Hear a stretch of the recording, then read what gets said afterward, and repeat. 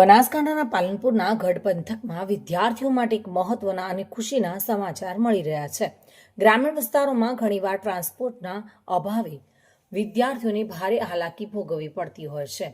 ત્યારે પાલનપુરના પટોસણ ગ્રામ પંચાયતની રજૂઆતને પગલે મંત્રી પ્રવીણભાઈ માળીએ નવીન એસટી બસની સુવિધા શરૂ કરાવી છે, જેના કારણે હવે વિદ્યાર્થીઓનો સમય અને ખર્ચ બચશે।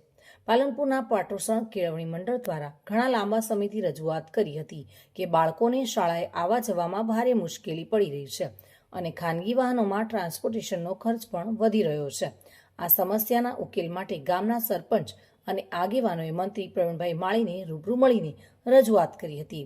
જો કે આ રજૂઆતને ગંભીરતાથી લઈ આજે ગઢ પાલનપુર નવી એસટી બસ સેવાનો પ્રારંભ કરાયો છે।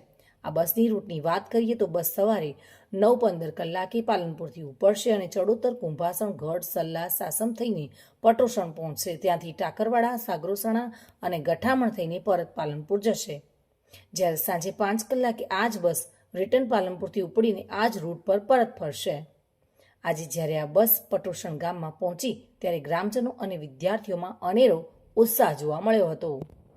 નમસ્કાર, મારું નામ ચૌધરી જીયા પ્રવીણભાઈ છે। અમારા પટોસણ ગામમાં બધા બાળકોને ભણવા આવવામાં ખૂબ તકલીફ પડતી હતી। આથી ગ્રામજનોને જણાવતા બધા ગ્રામ સરપંચશ્રીને બધાએ ખૂબ મહેનત કરી અને ખૂબ અથાગ પ્રયત્નોથી આ બસ શરૂ કરાવડાવી। આથી સલ્લા સાસમ અને ગઢ પટોસણ બધા બાળકો માટે આ બસ દ્વારાથી ભણવા આવી શકશે। ભારત માતા કી જય।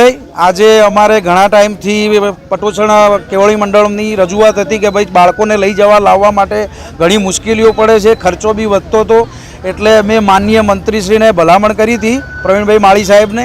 તો એમને તાત્કાલિક અમારી ભલામણને ધ્યાને રાખી અને નવીન રૂટ બસનો ગઢથી વાયા સલ્લા સાસમ અને પટોસણ સુધી અમને બસની વ્યવસ્થા બાળકો માટે કરી આપી। એ બદલ ગુજરાત સરકારનો ખૂબ ખૂબ આભાર, પ્રવીણભાઈ માળી સાહેબનો આભાર, માનનીય ધવલભાઈ દવે સાહેબનો આભાર, બધાનો અમે પટોસણ ગામ વતી આભાર માનીએ છીએ। રાણા સાથે bureau report, today Gujarati news.